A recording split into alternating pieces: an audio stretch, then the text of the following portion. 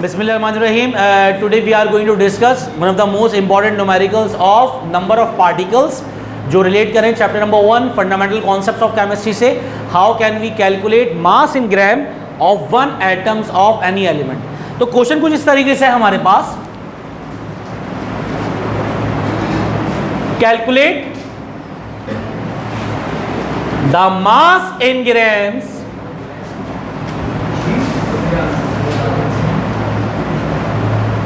present in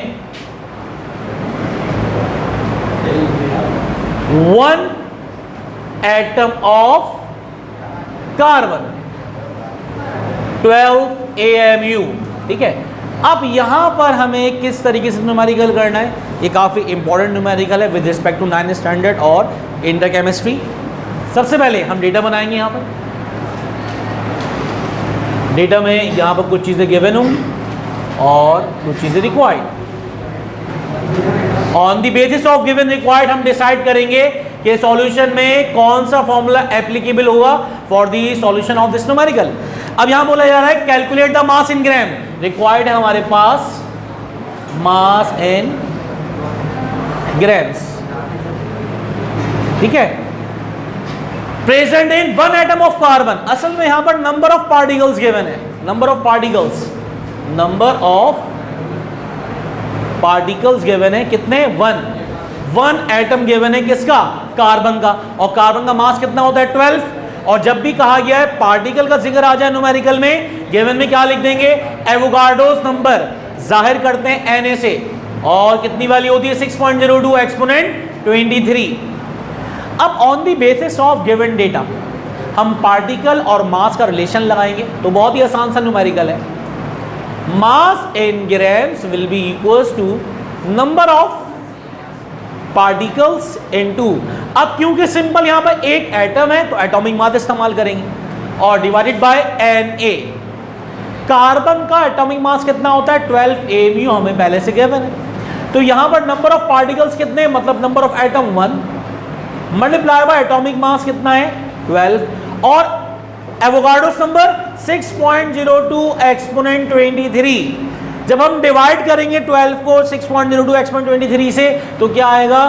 mass in grams of one atom of carbon. कितना आ गया ये? 1.99 एक्सपोनेंट माइनस 23 ग्राम्स. तो हमने यहां पर एक न्यूमेरिकल कर लिया कि हम किस तरीके से एक एटम कार्बन के एक एटम में मास इन ग्राम्स कैलकुलेट करें. अब चलते हैं इसी रिस्पेक्ट से numerical related to sulphur. Now we are going to move towards second numerical जिसका सॉल्यूशन का तरीका बिल्कुल सिमिलर है. एलिमेंट्स चेंज होंगे जस्ट लाइक ये क्वेश्चन नंबर 2 की तरफ चलते हैं. अब बोला जा रहा है calculate the mass in gram present in one atom of carbon के बजाय बोल दिया गया वन एटम ऑफ सल्फर.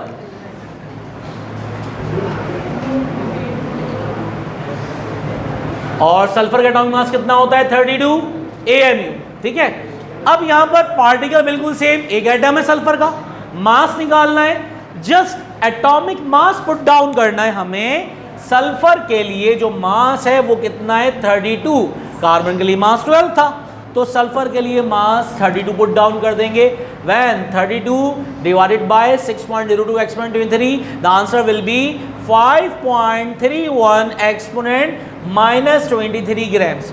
अब इसी टाइप के न्यूमेरिकल्स अगर आते हैं और आपसे बोला जाता है 1 एटम है, 2 एटम है, 3 एटम्स हैं, एलिमेंट चेंज है, सेम फॉर्मूला इस्तेमाल होगा. एटम्स हो, मॉलिक्यूल्स हो या आयंस हो, इसका मतलब नंबर ऑफ पार्टिकल्स गिवन है. सेम फॉर्मूला इस्तेमाल होगा और सेम तरीके से हम लोग 1 पुट डाउन कर देंगे. जस्ट एटॉमिक मासेस चेंज होंगे और पैटर्न पूरा सेम होगा. जो आखिर में आंसर आएगा वो किस में होगा? ग्राम्स. तो यहां तक उम्मीद है कि आप लोगों को तमाम एवोगाड्रोस के न्यूमेरिकल्स समझ में आ गए होंगे.